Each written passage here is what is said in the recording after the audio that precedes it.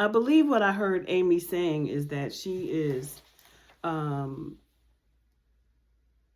she's adding something from her learning syllabus, a syllabus that she's learning from. Okay, I get it. She's in a class, and that class has a structured syllabus, and she wants to begin to add some things from that syllabus to her 6 to 6:45 a.m. time frame, while she's getting ready and fixing lunch. And that's good. See, that's, like the Arthur mentioned the podcast, remember? The Arthur mentioned a podcast. And so by using turn on your podcast and learn something from that thing that you are wanting to learn more about, right? And when you do that, you are, again, like she said, hyper focusing on something that you are trying to meet a goal for. I love that, Amy, for you. I love that. Anyone else have something? What are you going to do differently to structure your morning that would be just for you? And it doesn't have to be work. It could be something, some goal you're trying to achieve for yourself. What will you do? What is something that you wrote down that will help you?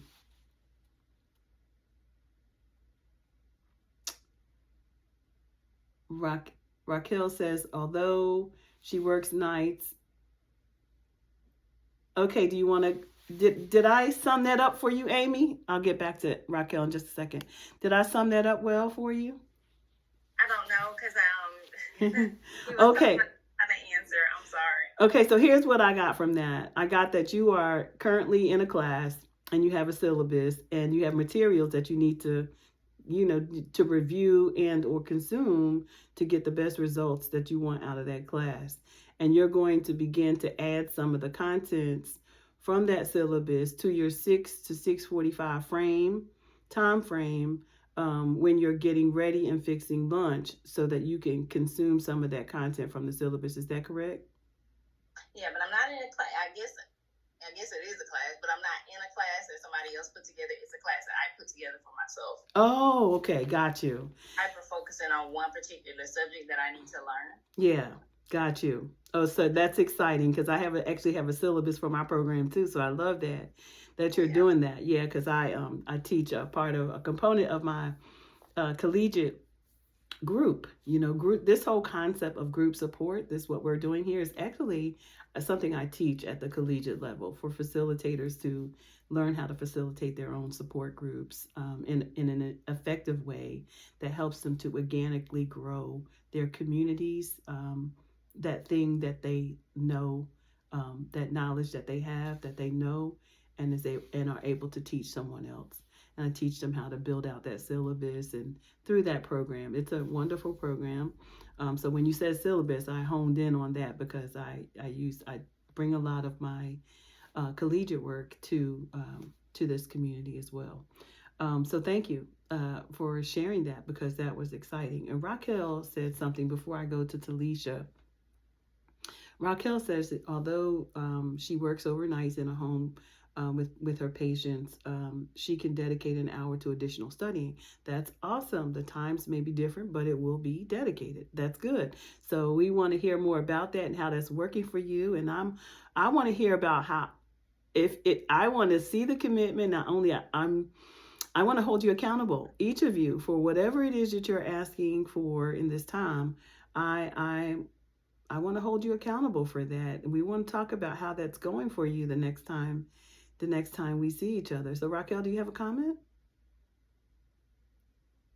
No. Okay, because you're I'm just gonna do better. Okay, I just gotta do better. Okay. We're counting on it, and we're going to partner with you by faith, in making sure that happens for you. Let's see, your mic is off. Talisha says yesterday she had to make herself sit down for 30 minutes. I know it. I know it. My feet were pure sore. I felt myself going and going. That was much needed to sit there and have my me time, even if it was 30 minutes. goal is to start having more time for myself. So, what do you do at lunchtime, Talisha? Can you hear me? Yes. Usually I don't take a lunch. I work through my lunch. Because I just started a new job. So currently I've been working through my lunch, but every day that I get off, which is about 2:30, I go walking for 30 minutes. That's what I'm doing now. I love that for you. Talisha, we have to make a habit of never eating at our desk. After 30 years of work, it is the worst thing that we can do is to give time that we were given back to them by sitting there and not taking a break for ourselves. And I love that you are taking a walk. I remember when I was working for the School of Medicine, I was starting this online concept with a friend of mine who was an exercise enthusiast. And we were embarking on, it was para walking. We would go online, the two of us, just her and I.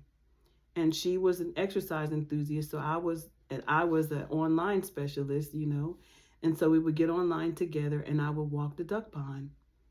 And as I would walk the duck pond, I would have her to speak into me, to give me instructions on what to do while I was walking and how I could take full advantage of that opportunity, that 30-minute or 45 minutes of walking, and not, that became a whole movement.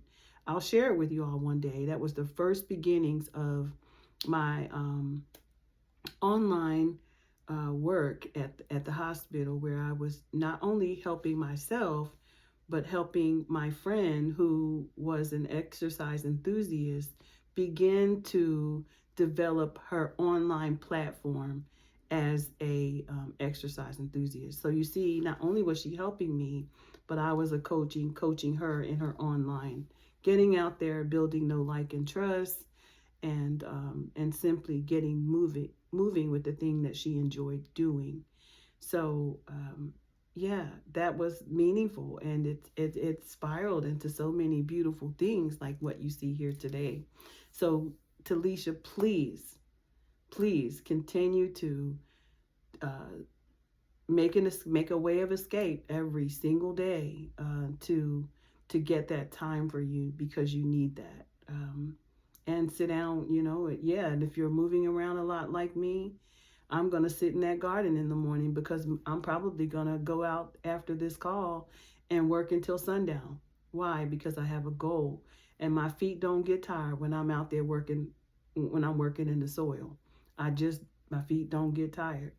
So, but I know that I should have moments of sitting down. So thank you. How are you feeling now that you are doing that? Pretty good. I'm not enjoying the sun, so yeah, I got to keep it on track. But yeah, pretty good. Are you walking around right now? I am. I can hear it. Isn't that something? You can tell the difference. You can tell when someone's sitting and when someone is moving around or walking, if you have good active listening. Active listening is a very important part of group facilitation. So I could tell that you were moving. So excited for you. Anyone else? Melissa, Chandra, anything new you would like to implement for this week that we can partner with you on? I feel like my mornings are still kind of over the place right now. I'm just trying to get the baby out breastfeeding. Like, that would give me some of my mornings back. So that's the main thing. But I usually start my mornings with devotional and then straight to emails. I think that I could spend more time reading before I jump into my emails and get caught up in work and socials and stuff like that, because I have to check, of course, my job emails and then business. So I'm consumed with everything work, probably from 7:30 until 5:36. Yeah. Have you considered checking your emails at night? No. I say that because in one of the previous chapters that we covered here, we talked about how checking, emails can literally set the tone for your day. And sometimes that tone isn't good. Depending on what that email, the contents of that email, it can dictate it can dictate your day. It can dictate your emotions, your mental health, your physical health.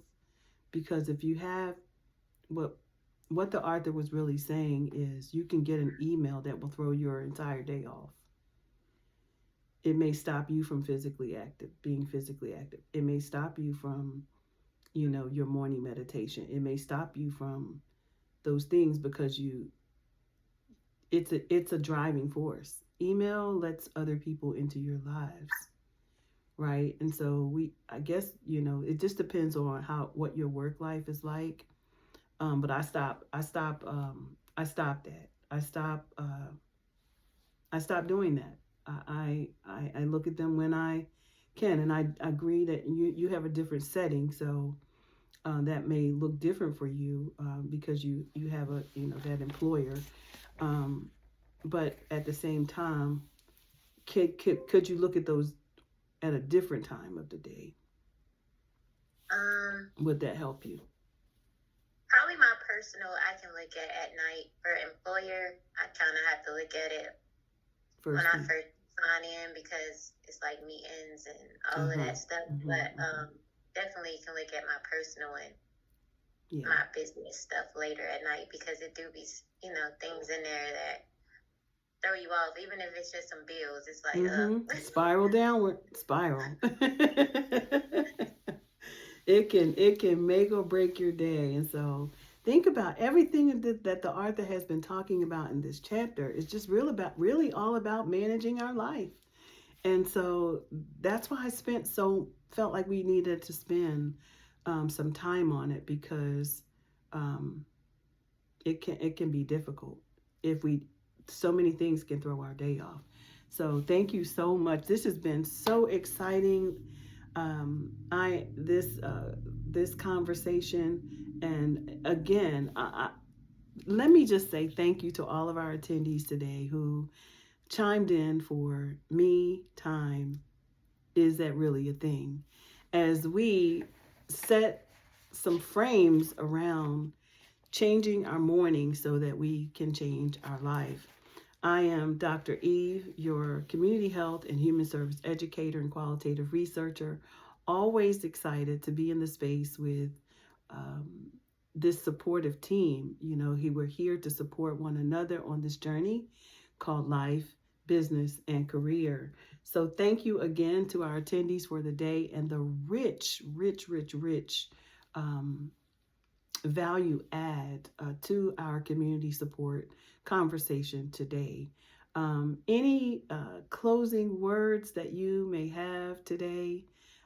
We welcome you. How will you use this information to guide you on your journey, whether that be in life, business, and or career? Because at the end of this chapter, which has a few more stories if you'd like to read, it does ask you, how does this apply if you are an entrepreneur? If you're an entrepreneur, would starting your morning with a sacred 60-minute routine facilitate ideation and keep you grounded through the inevitable challenges of running a startup? How many of us are startups out here? Would this help you? Would that routine help you facilitate that process? He also says, if you're an executive, would starting your morning with a sacred routine give you the physical and mental health to have a successful career over the long haul? That's something to consider. How many of us are holding both the role of entrepreneur and executive? If you're an entrepreneur, you are also an executive of that company. That's one thing I really want us to really begin to think about as we move forward in this, in the not just fall, but in the new year to come, because it's harvest time. That we think just because we're an entrepreneur, we are CEOs, we are executives of a firm. And as executives of a firm, we must think that way outside of any box that the world has placed us in as an entrepreneur. Nothing we do is trivial. If this thing is entrepreneurship, it's either entrepreneurship or it's a hobby. Which one is it? This week alone, my Father in heaven has brought me 360 degrees from loving to grow crops to now having a garden shop to having, next week I have some chickens, building in a hothouse, a garden house. What do you call those? The greenhouse.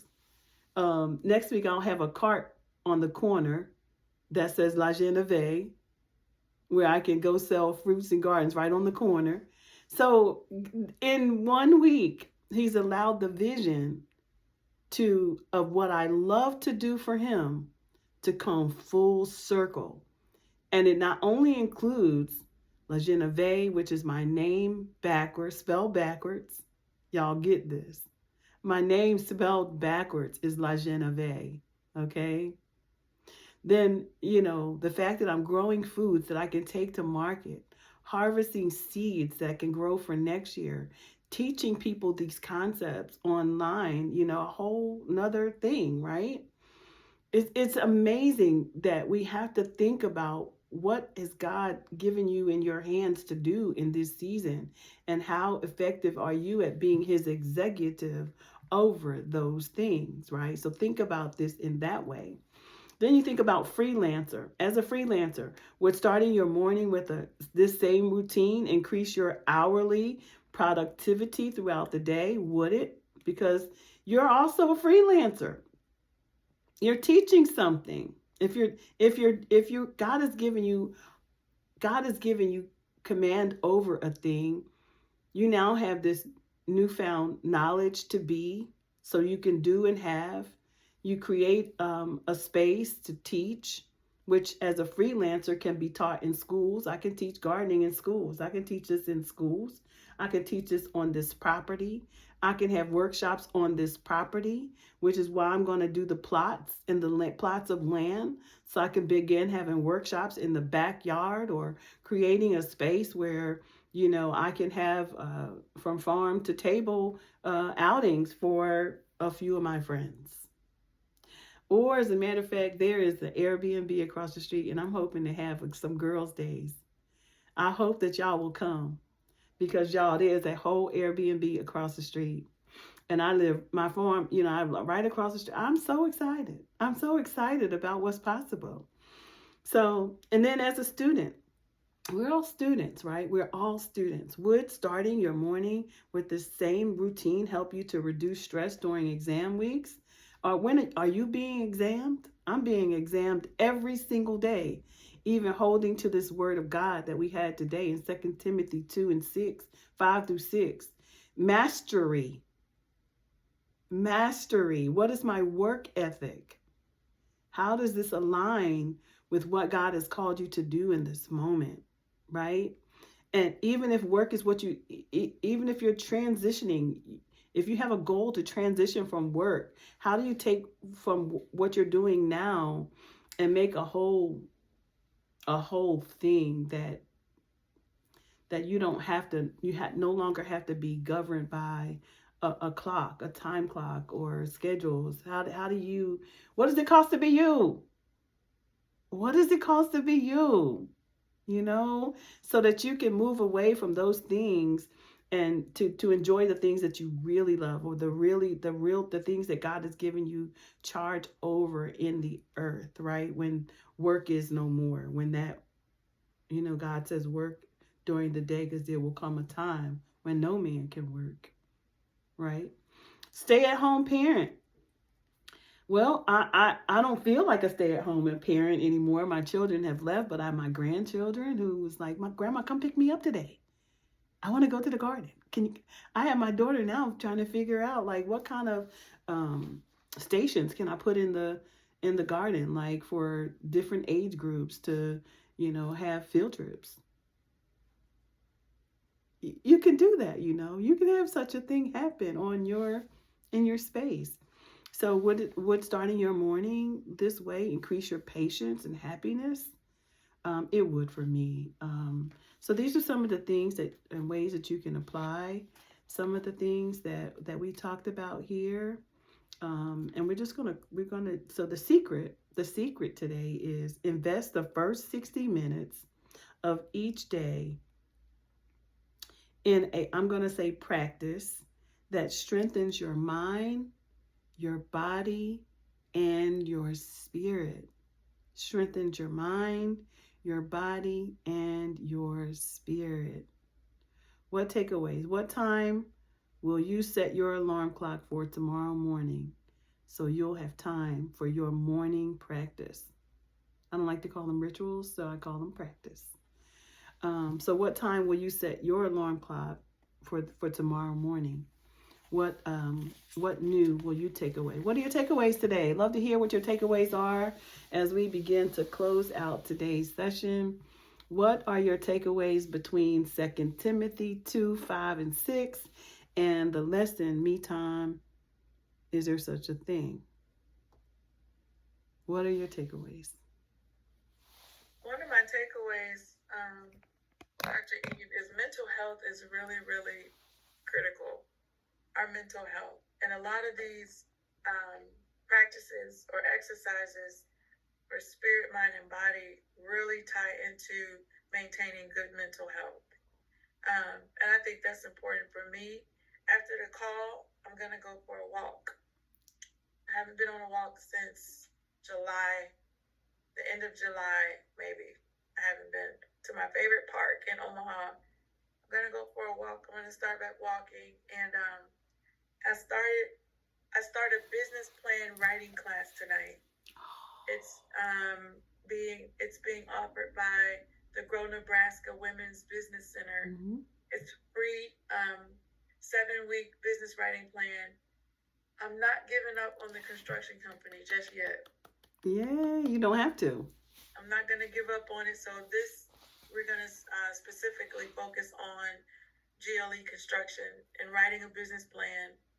And I'm going to start picking Chandra's brain for wholesaling because she asked me a question and I'm like, ma'am, I need to be asking you. I'm going to get back to picking Chandra for wholesaling because I need that kind of capital in my life. Yeah. So, and you have your different strengths. You have your different strengths in those areas. Yes, ma'am. I was laying down before this call and I said, I'm going to get up and I'm going to get on this call today because I actually miss y'all. Like I talk to you, Dr. E, but I miss the community. Yes. And every week is somebody different. Like the same people aren't here every week. Right. But you are staple. You're going to be here. And then everybody else that comes add to the conversation. And I needed that so bad today. I needed this. We're grateful. Today. We're grateful. I'm so thankful for you always showing up. Yes, thank you. To God be all the glory, and I just want to say that I think that is the beauty of obedience. That no matter what it looks like, and no matter how hard, and even when I want to say, Lord, I'm canceling this week, God says no. You know what he did as a result? He said, use this day effectively. And I don't know how many of you noticed, but last week, I was able to get 6 days of content from the one support group. So today is, in essence, now a new day for me. It's a new day, a theme day. It's now no longer a chore. It's the day that I do my video content. Like this support group is content. I will, after this setting, I will go and do the physical part. I will go and do the mental part. I will go and do the emotional part. I will do these 2-minute clips to add on to the end of this video that I want people to be informed about. And then what happens next week is I'll put these clips out once a day. So I'll drip them out and lead people back to today, which was the support group session. So instead of, God said it doesn't have to be a chore and you don't have to take a break from it. As a matter of fact, you need to make this day the richest day of the week because it's your assignment. It's your divine assignment to pour into my people. Whatever I give to you, the laborer, you have a responsibility to go and give it to someone else. And this is the someone else space to give back, even if 2 show up. If no one shows up, you record this day anyway. You record the content, you record my scripture, you record the conversation, how it works together, and then you post it on your YouTube channel. Your work is not in vain. You just have to know that you only have to spend 1 day a week doing this because it's going to be the most productive of all of your days. And at the same time, you're going to be giving back. I was also reading this, started reading the historical perspective about the Bible yesterday and the beginning, Adam and Eve, because God has me in Genesis tough right now. And I was reading about Cain and how that Cain and Abel situation, panned out. And why did Cain hurt his brother? I never really understood that. He hurt him because they were both giving offerings to God. And Abel was chosen over Cain by God because he offered the first and the best of everything he had to offer. Catch that. I want y'all to catch that. That's good. Abel gave God the best. And that thing ticked Cain off. But Cain's heart wasn't right. He wasn't able to handle the fact that Abel was given the promise over him. Because Cain subpar. He gave him subpar. He gave him the land, or what came out of the land that he was, in charge over. Okay, thank you so much, Amy, for coming. But Abel gave him the best of his stock. The best that he was the shepherd. That story, my life will never be the same after reading that historical point of lineage, of genealogy, and how these things are happening, and how life was passed down through the men from generation to generation to generation. It was powerful, y'all. So I see this as the best of my days, the best I can offer God on the journey that he gave me is to not only cultivate, get understanding for myself, but to cultivate that understanding by giving it back and to someone else and encouraging people on this journey. So anyway, from Amy Cole, she had to pop off. She said she's going to dig into the scripture because mastery is something that she's working on for her entrepreneurial side. She loved it here today. Talisha says, oh, this was good. I really appreciate what you have created. See y'all next week. Thank you so much, Talisha. And Chandra, if you have anybody want to open up their mic and just share, because, sharing is caring. And if not, we are going to... I've given what I told God I was going to give him. And I thank him for coming through for me, He always does. Every single time I want to not do something, he comes through. So just know that God is going to come through for you. Give him your very best. Remember, what you do for him, only what you do for him will last. All right? Amen. Peace and blessings to you all. I love you all with the love of Christ. And may you have the most beautiful day. And whatever you do, let no one get in the way on your journey to becoming all that God has called you to become. Peace and blessings. And until next time. And for all of my family over here on YouTube, Touch One Life, Touch Millions, the podcast, stay tuned. I have a few things I want to share with you in the aftermath on our physical, mental, spiritual health. Some tidbits I want you to take away today that you may can exercise on your journey next week. Peace and blessings. Until next time.